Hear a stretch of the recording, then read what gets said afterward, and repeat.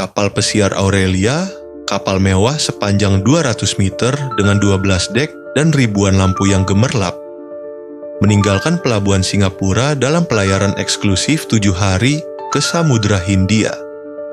Di atas kapal, para miliarder, selebriti, bangsawan, dan pengusaha papan atas.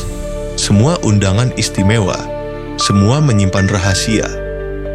Tapi di antara mereka terselip seorang wanita pendiam, berkacamata tipis, dan sering membawa buku tua, detektif Renata Anastasia, kriminologi jenius dari Interpol Indonesia yang sedang mengambil liburan pertamanya dalam 10 tahun.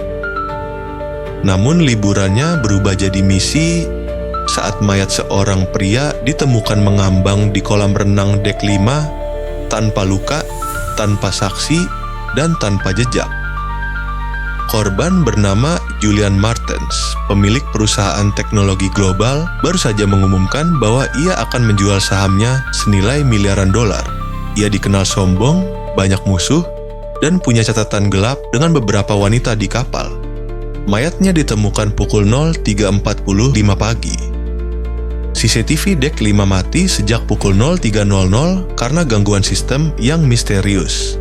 Tak ada jejak racun, tak ada luka dalam, dan air di kolam tidak menunjukkan tanda adanya benda atau zat aneh.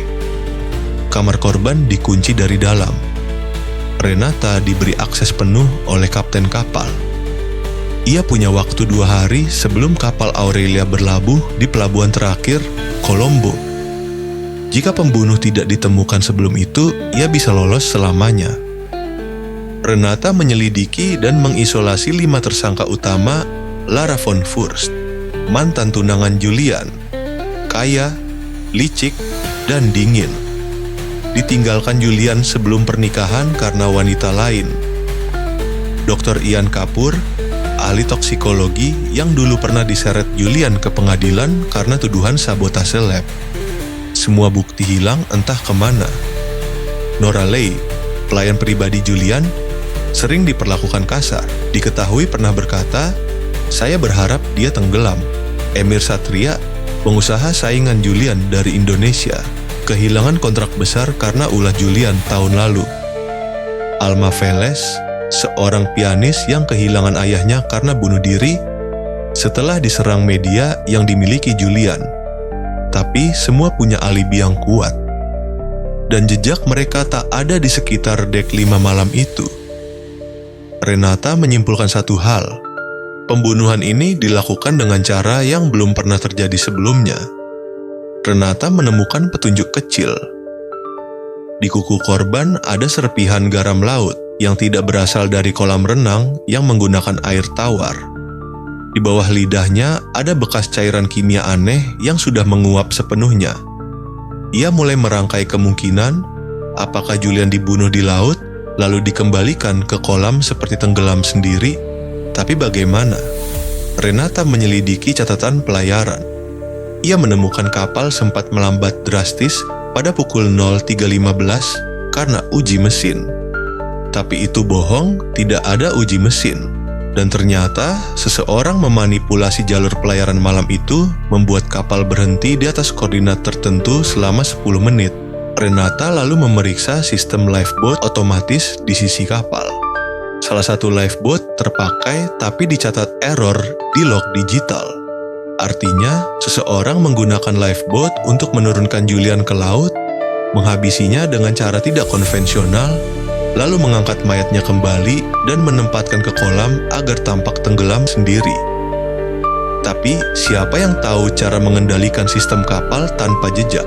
Renata lalu menemukan siapa pemilik akses admin tingkat tinggi ke seluruh sistem kapal, termasuk CCTV, lifeboat, dan pelambatan mesin.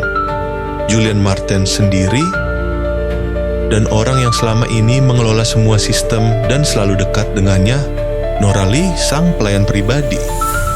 Renata memojokkan Nora. Awalnya ia membantah, tapi akhirnya ia menangis. Dia sendiri yang menginginkannya, detektif. Dia cuma tak ingin terlihat lemah, kata Nora. Julian merencanakan kematian sempurna untuk menciptakan mitos tentang dirinya. seorang jenius yang dihabisi karena tahu terlalu banyak.